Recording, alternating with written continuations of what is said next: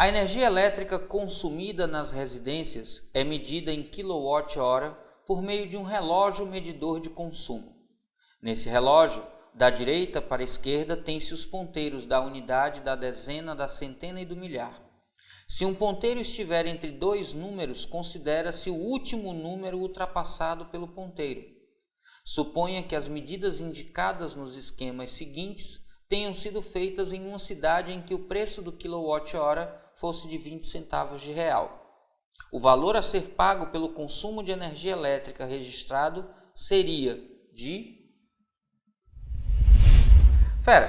Quando a gente olha para os medidores, a gente tem a percepção de que as rodas estão girando em sentidos diferentes, até porque os marcadores estão ora no sentido horário, ora no sentido anti-horário, e isso deixou algumas pessoas confusas.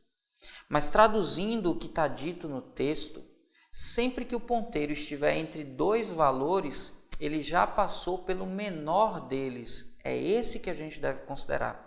Simples assim. E quando a gente fala de calcular a quantidade de energia, lembra que a quantidade de energia ela é obtida por um produto. O produto da potência e do tempo de consumo. Só que quando a gente tem medidores, é diferente. A quantidade de energia é uma diferença entre os valores registrados nesse medidor. A gente vai pagar uma variação. Então, é a variação que conta. É a energia que está registrada na medida atual menos a energia registrada na medida que está ali, registrada como anterior. É o intervalo entre as duas que a gente vai pagar pelo consumo desse mês. E aí, a gente precisa simplesmente bater o olho no que está escrito. Passou, então a gente conta o que passou. Está entre dois algarismos, o que conta é exatamente o menor dos dois. Quando a gente olha para a leitura atual ali em cima, a gente vê que na casa dos milhares, atenção, olha lá na casa dos milhares, o ponteiro está entre 2 e 3, o que significa que ele já passou pelo 2 e ainda não chegou ao 3. Quando a gente olha lá na medida atual para os centenas, está entre 7 e 8, o que significa que já passou pelo 7. Quando a gente olha lá para a casa das dezenas, está ali bem em cima, né? Entre o 8 e o 7. Nesse caso, muita gente podia ficar em dúvida, mas como está bem alinhado com o 8, é o 8 que eu vou colocar aqui. Da mesma forma, quando você olha para a unidade, você tem o 3. Essa é a medida da leitura atual.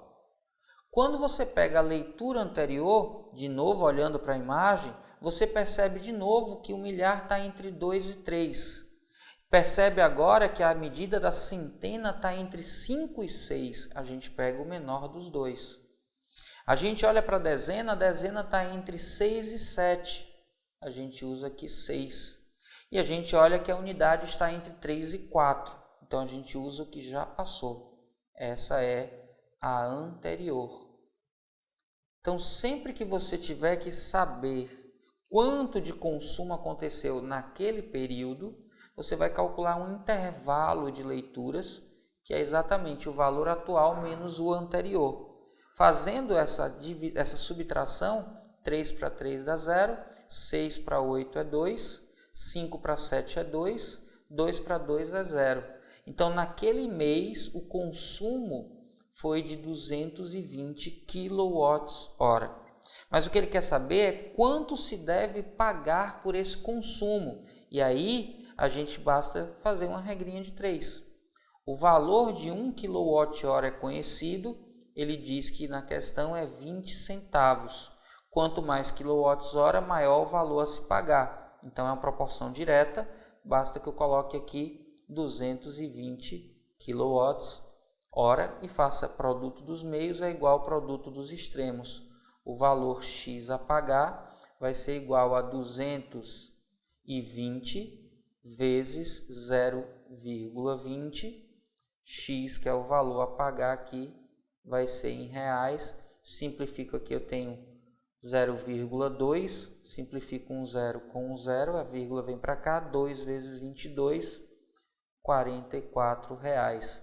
Então, o valor a pagar nesse intervalo que é considerado aí da leitura é de R$ 44. R$ 44 é o valor que corresponde ao consumo de 220 kW. A alternativa que diz isso para a gente é a da letra E, de eita poxa, coisa fácil. Fácil quando a gente sabe o que fazer, fácil vai ser no final do ano, quando você fizer a sua prova e detonar. Vamos juntos, esse é seu ano.